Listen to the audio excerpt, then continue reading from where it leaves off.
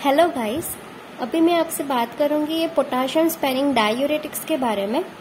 उसके पहले हमने देखा था डायूरेटिक्स में एसिटाजोलामाइड, फ्यूरोसेमाइड और लूप डायूरेटिक एंड थायाजाइड। तो ये भी डायूरेटिक है बट ये पोटेशियम स्पेरिंग है। पहले जो हमने डायूरेटिक्स देखी थी वो कैलीयूरेसिस करवाती थी, वहां पे ज्यादा पोटेशियम जो था वो लॉस होता था, हाइपोकैलेमिया उसकी साइड इफेक्ट थी। तो उससे काउंटरैक्ट करने के लिए हम ये वाली ड्रग देंगे, potassium sparing diuretic. Potassium sparing means वो पोटेशियम लॉस नहीं होने देंगी। तो हम जो थायाजाइड है, फ्यूरोसेमाइड है, उसके साथ ये ड्रग दे सकते हैं। ठीक है, तो उसके 2 ग्रुप है, aldosterone antagonist and renal epithelial sodium channel inhibitors. इसमें हम पहले बात करेंगे एल्डोस्टेरॉन एंटागोनिस्ट की। अब ये जो एल्डोस्टेरॉन एंटागोनिस्ट जो है वो उसके नाम से ही पता चलता है कि वो एल्डोस्टेरॉन को, उसकी एक्शन को इनहिबिट करेंगे। एल्डोस्टेरॉन की एक्शन को वो इनहिबिट करेंगे। एल्डोस्टेरॉन एंटागोनिस्ट की जो स्टीरॉयड है, chemically similar to mineralocorticoid aldosterone. वो ड्रग कौन कौन सी आएगी इस ग्रुप में? Spironolactone, canrenone, eplerenone and canrenoate. अब स्पाइरोनोलैक्टोन का मेटाबोलाइज होके ये केंड्रिनॉन जो है वो बनती है एंड उसकी एक्शन 80% होती है देन द स्पाइरोनोलैक्टोन। ओके, उससे पहले हम देखेंगे कि नॉर्मली फिजियोलॉजिकली होता क्या है। तो ये प्रिंसिपल सेल है कि जो कलेक्टिंग ट्यूब्यूल्स को कवर करते हैं। ल्यूमिनल पार्ट है ये, lumen part, this is the cellular part. Luminal surface, this is the basolateral membrane. तो यहाँ पे एल्डोस्टेरॉन की बात करें कि एल्डोस्टेरॉन यहाँ पे एक्ट कैसे करेगा। एल्डोस्टेरॉन जो है वो एड्रिनल कॉर्टेक्स, वहां पे जो जोना ग्लोमेरुलोसा है वहां से वो सिक्रीट होगा एल्डोस्टेरॉन। अब ये जो एल्डोस्टेरॉन है वो स्टीरॉयड है, वो लिपिड सॉल्युबल है, तो उसका जो रिसेप्टर है वो इंट्रासेल्युलरली प्रेजेंट होता है। सपोज कि ये रिसेप्टर है for the aldosterone, that receptor is the mineralocorticoid receptor. Mineralocorticoid receptor ये एल्डोस्टेरॉन यहाँ पे मेम्ब्रेन को क्रॉस करेगा एंड यहाँ पे आके वो बाइंड होगा एल्डोस्टेरॉन। तो एल्डोस्टेरॉन बाइंड होगा, ये रिसेप्टर जो है वो एक्टिवेट होंगे। वो क्या करेंगे, इस सेल में डीएनए होगा तो डीएनए को वो स्टिमुलेट करेंगे, डीएनए को वो स्टिमुलेट करेंगे, ट्रांसक्रिप्शन होगा, एमआरएनए बनेगा एंड प्रोटीन बनेंगे बाय द ट्रांसलेशन। अब यहाँ पे डीएनए का वो पार्ट एक्टिवेट होता है कि जो यहाँ पे सोडियम चैनल प्रोडक्शन करवाए, मतलब कि जो सोडियम चैनल प्रोटीन उसे कोड करता है यहाँ पे। तो एमआरएनए बनेगा, देन प्रोटीन बनेंगे, that protein is aldosterone induced proteins. वो सोडियम चैनल को एक्टिवेट करवाएंगे, उसका प्रोडक्शन इंक्रीज करेंगे। तो यहाँ पे सोडियम चैनल जो है उसका प्रोडक्शन इंक्रीज होगा, वो एक्टिवेट होगी। ये एक्टिवेट होगी तो क्या करेगी, यहाँ पे फिल्टर में से जो भी सोडियम आएगा उसे रीएब्जॉर्ब कर देगी। तो बहुत सारा सोडियम जो है वो रीएब्जॉर्ब हो जाएगा। बट यहाँ पे बेसोलेटरल मेम्ब्रेन पे सोडियम पोटेशियम एटीपीएस पंप होते हैं। ठीक है, तो वो यहाँ से सोडियम बाहर निकल जाएगा एंड 3 सोडियम एंड 2 पोटेशियम। तो यहाँ पे पोटेशियम जो है, पहले से ये सेल हमारा रिच है, पोटेशियम रिच सेल है, फिर से पोटेशियम अंदर आ रहा है, तो यहाँ पे पोटेशियम चैनल भी प्रेजेंट ही होती है, तो उसका इफ्लक्स हो जाएगा पोटेशियम चैनल का, पोटेशियम का। सो पोटेशियम लॉस होगा, जितना सोडियम ज्यादा एब्जॉर्ब होगा उतना ही पोटेशियम ज्यादा लॉस होगा। तो ये तो एक्चुअली नॉर्मली फिजियोलॉजिकली होता है। एल्डोस्टेरॉन जब सिक्रीट होता है तो ये यहाँ पर रिसेप्टर को स्टिमुलेट करेगा एल्डोस्टेरॉन इंड्यूस्ड प्रोटीन्स बनेंगे कि जो सोडियम चैनल प्रोडक्शन इंक्रीज करेंगे, उसे स्टिमुलेट करेंगे, सोडियम ज्यादा रीएब्जॉर्ब होगा। तो यहाँ पे नॉर्मली फिजियोलॉजिकली पोटाशियम ज्यादा लॉस होंगे, कैलीयूरेसिस होगा। मतलब ये एल्डोस्टेरॉन का फंक्शन हो गया। एल्डोस्टेरॉन का फंक्शन क्या है? सोडियम रीएब्जॉर्प्शन करवाना एंड पोटाशियम लॉस और पोटाशियम सिक्रीशन। अब एल्डोस्टेरॉन एंटागोनिस्ट की हम बात कर रहे हैं। तो ये जो एल्डोस्टेरॉन एंटागोनिस्ट जो है वो एल्डोस्टेरॉन की एक्शन को इनहिबिट करेंगे, यानी वो सोडियम को यहाँ से रीएब्जॉर्ब नहीं होने देंगे एंड पोटाशियम को यहाँ से लॉस नहीं होने देंगे। ठीक है, तो वो कैसे एक्ट करते हैं कि हमने यहाँ पे देखा केमिकली सिमिलर होता है एल्डोस्टेरॉन से। ओके, तो वो क्या करेंगे, वो यहाँ पे आके बाइंड हो जाएंगे, एल्डोस्टेरॉन की जगह वो आके बाइंड हो जाएंगे एल्डोस्टेरॉन एंटागोनिस्ट। तो यहाँ पे कॉम्पिटिटिव एंटागोनिस्ट होते हैं ये एल्डोस्टेरॉन एंटागोनिस्ट, कंपटीशन करेंगे विद द एल्डोस्टेरॉन। तो यहाँ पे वो बाइंड हो जाएंगे एंड यहाँ पे ये एल्डोस्टेरॉन इंड्यूस प्रोटीन जो है उसका प्रोडक्शन नहीं होने देंगे। तो सोडियम चैनल भी उसका भी प्रोडक्शन नहीं होगा इंक्रीज, और यहाँ पे स्टिमुलेशन भी नहीं मिलेगा सोडियम चैनल को, तो सोडियम रीएब्जॉर्ब भी नहीं होगा, तो पोटाशियम भी लॉस नहीं होगा। ठीक है, तो यहाँ पे क्या होगा, माइल्ड नाइट्रियूरेसिस होगा एंड एंटागोनाइजेस पोटाशियम लॉस। तो ये उसकी एक्शन हो गई। ठीक है, तो यहाँ पे माइल्ड नाइट्रियूरेसिस होगा। Mild why mild? यहाँ पे 2 to 3% ही सोडियम जो है वो लॉस होगा, क्योंकि यहाँ पे ये नेफ्रॉन हम देखें तो यहाँ पे 95, तो यहाँ तक 95 to 98% जितना सोडियम जो है वो रीएब्सॉर्ब हो जाता है। अब ये कलेक्टिंग डक्ट है, वहां पे 2 to 3% ही सोडियम जो है वो लॉस होता है। ठीक है, सोडियम रीएब्सॉर्ब होता है, सोडियम रीएब्सॉर्ब होता है ओनली एंड ओनली 2 to 3%। ठीक है, तो ये माइल्ड ही हुआ, तो माइल्ड नाइट्रियूरेसिस होगा एंड एंटागोनाइजेस पोटाशियम लॉस।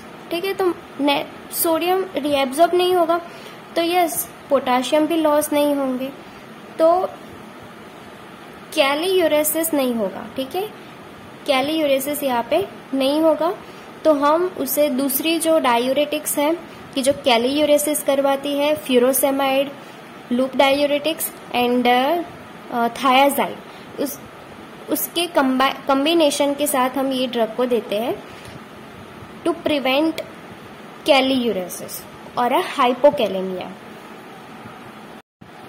एंड यहाँ पे गुड एमसीक्यू पॉइंट कौन सा होगा कि एल्डोस्टेरॉन एंटागोनिस्ट ये ऐसी डायूरेटिक है कि जो ल्यूमेन में आके एक्ट नहीं करेगी।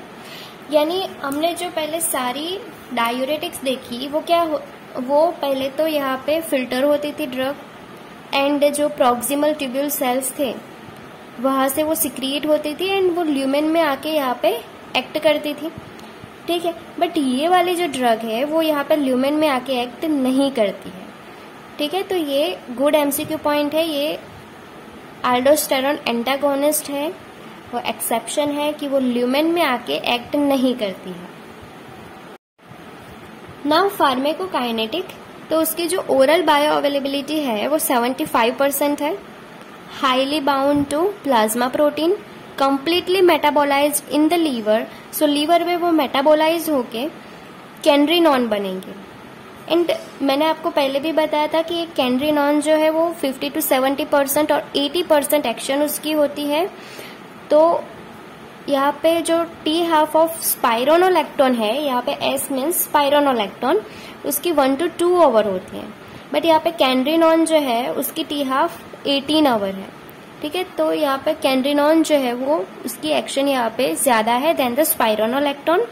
उसके हम यूजेस की बात करें तो पहले भी मैंने आपको बताया था कि पोटाशियम लॉस यहाँ पे नहीं होने देगा, तो हम कॉम्बिनेशन में देते हैं डायूरेटिक्स। ये वाले डायूरेटिक हम कॉम्बिनेशन में देते हैं with the thiazide and the furosemide. यहाँ पे ये भले ही डायूरेटिक है बट इसका यूज हम एज अ डायूरेटिक नहीं करते, ठीक है। तो to counteract potassium loss, then oedema में जो cirrhotic oedema and nephrotic oedema, यहाँ पे जो एल्डोस्टेरॉन लेवल जो है वो इंक्रीज हो जाता है, तो यहाँ पे हम उसका यूज करेंगे in the hypertension, myocardial infarction and Conn syndrome. Conn syndrome में भी एल्डोस्टेरॉन लेवल इंक्रीज होता है। Okay, so primary hyperaldosteronism. Then उसकी एडीआर की बात करें, एडवर्स ड्रग रिएक्शन, तो drowsiness, ataxia, mental confusion, epigastric distress, loose motion. Then ये पॉइंट कि यहाँ पे जो ये हमने देखा स्पाइरोनोलैक्टोन और एल्डोस्टेरोन एंटागोनिस्ट जो है, एल्डोस्टेरोन एंटागोनिस्ट वो स्टीरॉयड है। अब ये जो स्टीरॉयड है वो प्रोजेस्टिन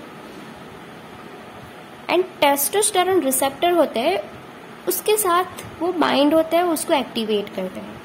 मतलब इस रिसेप्टर के साथ उसकी एफिनिटी होती है, वहां पे भी वो एक्ट कर देते हैं। तो लॉन्ग टर्म उसका हम यूज करेंगे एल्डोस्टेरोन एंटागोनिस्ट का, तो उससे गायनेकोमेस्टिया हो सकता है, इम्पोर्टेंसी, तो ये दोनों in the male, and menstrual irregularities in the female. यहाँ पे जो ये एल्डोस्टेरोन एंटागोनिस्ट है ना, वो प्रोजेस्टेरोन को ब्लॉक करेगा, मतलब प्रोजेस्टेरोन जो रिसेप्टर है उसे ब्लॉक करता है। तो यहाँ पे मेंस्ट्रुअल इरेगुलरिटीज साइड इफेक्ट होगी। देन ये तो आपको पता ही है कि हाइपर कैलेमिया तो होगा ही यहाँ पे, क्योंकि कैलीयूरेसिस नहीं हो रहा है, ठीक है। तो पोटाशियम लॉस नहीं होगा तो हाइपर कैलेमिया होगा, एंड मेटाबोलाइक एसिडोसिस होगा, ठीक है। कि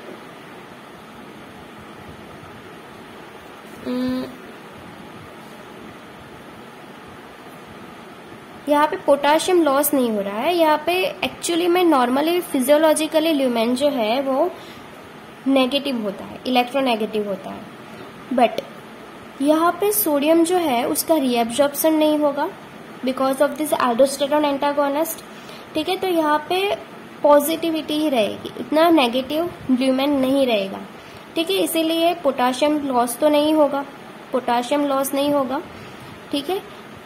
दूसरा कि यहाँ पे जो सेल्स होते हैं वो हाइड्रोजन जो है, प्रोटॉन जो है उसे एक्सक्रीट करते हैं।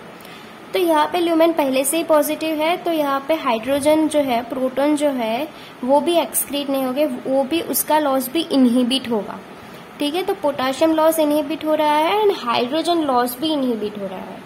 तो पोटाशियम लॉस इनहिबिट होगा तो यहाँ पे हाइपर कैलेमिया होगा, एंड हाइड्रोजन लॉस भी इनहिबिट हो रहा है तो यहाँ पे मेटाबोलाइक एसिडोसिस होगा। ओके, तो ये दोनों इसके साइड इफेक्ट है। तो कॉन्ट्रा इंडिकेटेड होगा in the peptic ulcer, and मतलब कि यहाँ पे हम पोटाशियम सप्लीमेंट जो ले रहे हैं, पोटाशियम सप्लीमेंट्स वाले जो पेशेंट है उसके साथ हम ये वाली ड्रग नहीं देंगे, क्योंकि यहाँ पे रिस्क रहता है हाइपर कैलेमिया का, डेंजरस हाइपर कैलेमिया का रिस्क रहता है। दूसरा, हम एस्पिरिन के साथ नहीं देंगे, क्योंकि एस्पिरिन जो है वो ब्लॉक करती है एल्डोस्टेरोन एंटागोनिस्ट को। ओके, तो ये हो गया हमारा एल्डोस्टेरोन एंटागोनिस्ट। अब एल्डोस्टेरोन एंटागोनिस्ट दूसरी है ये एप्लीरेनोन। अब एप्लीरेनोन जो है वो newer and more selective aldosterone antagonist है। उसकी लो एफिनिटी होती है, मतलब कि यहाँ पे हमने जो पहले स्पाइरोनोलैक्टोन में जो देखी थी side effect, gynaecomastia, impotency and menstrual irregularities, ये साइड इफेक्ट ये एप्लीरेनोन में नहीं होती है, ठीक है। ये एप्लीरेनोन में ये साइड इफेक्ट नहीं होगी। वाई? बिकॉज की ये एप्लीरेनोन जो है उसकी लो एफिनिटी होती है, low affinity with testosterone and progesterone receptor, ठीक है। प्रोजेस्टेरोन रिसेप्टर उसके साथ उसकी लो एफिनिटी होती है, तो ये साइड इफेक्ट नहीं आएगी, बट यस ये हाइपरकैलेमिया करेगा, मेटाबोलिक एसिडोसिस करेगा, ये इसके साइड इफेक्ट है एज अ स्पाइरोनोलैक्टोन। तो ये इफेक्ट नहीं होगे तो हम उससे लॉन्ग टर्म यूज कर सकते हैं, long term use in a therapy of a hypertension and chronic heart failure, in the chronic heart failure. उसके बाद ये दूसरी ड्रग है, group of drug, that is the epithelium sodium channel inhibitors. Epithelium यानी yes यहाँ पे present होगी, normally physiologically sodium channel यहाँ पे होती है, यहाँ पे होती है पोटाशियम चैनल, ठीक है, ये सोडियम चैनल है, ये पोटाशियम चैनल है। अब पहले जो एल्डोस्टेरोन एंटागोनिस्ट थी वो ल्यूमेन में आके एक्ट नहीं करती थी, बट ये वाली ड्रग जो है वो पहले सारी जो डायूरेटिक्स थी उसकी तरह से, उसके जैसे ही वो ल्यूमेन में आके एक्ट करती है, वो डायरेक्टली यहाँ पे ब्लॉक करती है ये चैनल को, सोडियम चैनल को यहाँ पे ये ब्लॉक करती है। तो एपिथेलियम सोडियम चैनल इनहिबिटर्स वो है ट्राइएम्टेरिन एंड अमाइलोराइड, ट्राइएम्टेरिन एंड अमाइलोराइड, ठीक है। अब यहाँ पे ये ब्लॉक हो गया है तो यहाँ पे सोडियम रीएब्जॉर्प्शन तो होना ही नहीं है, तो क्या होगा, सोडियम लॉस होगा, तो क्या होगा, माइल्ड नाइट्रियूरेसिस होगा, 2 to 3% सोडियम लॉस होता है, 2 to 3% सोडियम लॉस होता है। यहाँ पे पोटाशियम लॉस नहीं होगा, तो इनहिबिट करेगी ये ड्रग पोटाशियम एक्सक्रीशन को, तो यहाँ पे क्या होगा, होने के चांसेस रहेंगे हाइपर कैलेमिया, ठीक है, यहाँ पे हाइपर कैलेमिया होने के चांसेस रहेंगे। देन दूसरा कि यस यहाँ पे हाइड्रोजन जो है उसका सिक्रीशन भी डिक्रीज होगा, तो क्या होगा, मेटाबॉलिक एसिडोसिस, ठीक है, यहाँ पे हाइड्रोजन सिक्रीशन जो है वो भी डिक्रीज होगा, तो मेटाबॉलिक एसिडोसिस होगा। तो ये दोनों भी हो गए उसके साइड इफेक्ट, ठीक है। तो साइड इफेक्ट में हम यहाँ पे लिख देंगे कि हाइपरकैलेमिया होगा and hyperkalaemia and metabolite acidosis. Then उसके यूजेस के बारे में, उसके यूजेस के बारे में हम देखें तो यस वो एल्डोस्टेरोन एंटागोनिस्ट जैसे ही कि विथ थायाजाइड और फ्यूरोसेमाइड के साथ हम देंगे टू प्रिवेंट हाइपोकैलेमिया, ठीक है।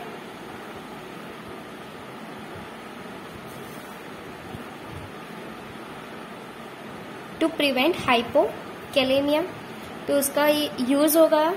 या कॉन्ट्रा इंडिकेटेड है जो पोटाशियम सप्लीमेंट्स ले रहा हो, ठीक है, पोटाशियम सप्लीमेंट्स ले रहा हो, तो पहले से ही वो पोटाशियम उसके बॉडी में इंक्रीज ही है, अब हम ये वाली ड्रग देंगे तो ज्यादा इंक्रीज होगा, तो इससे हाइपरकैलेमिया की हाइपरकैलेमिया होने के चांसेस रहेंगे, तो ये भी ठीक नहीं है। तो पोटाशियम सप्लीमेंट वाले पेशेंट में कॉन्ट्राइंडिकेटेड है ये epithelium sodium channel inhibitors and also yes aldosterone antagonist भी। दूसरा रीनल इनसफिशियंसी, तो इसमें भी ये कॉन्ट्राइंडिकेटेड है। यहाँ पे ये अमाइलोराइड जो है वो 10 times मोर पोटेंट होती है देन द ट्राइएम्टेरिन अमाइलोराइड। अब ये अमाइलोराइड का हम हाई डोज दे दे, हाई डोजेस में हम दे दे तो प्रॉक्सिमल ट्यूब्यूल वहां पे भी वो सोडियम जो रीएब्जॉर्प्शन है उससे वो इनहिबिट करवा सकती है at the high doses, okay. दूसरी हम बात करें एक्स्ट्रा तो वो डायबिटीज इंसिपिडस, डायबिटीज इंसिपिडस उसमें हम यूज कर सकते हैं ये वाली ड्रग, ठीक है। Lithium induced in a lithium induced diabetes insipidus में, यानी लिथियम जो है एक्चुअली में वो डायबिटीज इंसिपिडस करता है। लिथियम जो है वो क्या करता है, लिथियम जो है वो ब्लॉक करता है वाजोप्रेसिन 2 रिसेप्टर को, वाजोप्रेसिन 2 रिसेप्टर को वो ब्लॉक करता है जिससे कि ये डायबिटीज इंसिपिडस होता है। तो हम लिथियम को ही ब्लॉक कर दें, मतलब कि उसके चैनल को ही ब्लॉक कर दे। लिथियम जो है वो सिमिलर होता है सोडियम के, ठीक है, लिथियम जो है वो सिमिलर होता है सोडियम के, ठीक है। यहाँ पे जो सोडियम चैनल है, सोडियम एब्जॉर्ब होगा, उसके साथ साथ थोड़ा लिथियम भी एब्जॉर्ब हो जाएगा एंड वो ब्लॉक करेगा वाजोप्रेसिन 2 रिसेप्टर की जो यहाँ पे प्रेजेंट होते हैं। वाजोप्रेसिन 2 रिसेप्टर को वो ब्लॉक करेगा। तो यस, हमने ये दे दी ड्रग, तो ये सोडियम चैनल को ब्लॉक करता है, तो यस यहाँ से लिथियम भी एब्जॉर्ब नहीं हो पाएगा, ठीक है। तो हम इसे यूज करते हैं इन लिथियम इंड्यूस्ड डायबिटीज इंसिपिडस में। Okay, thank you.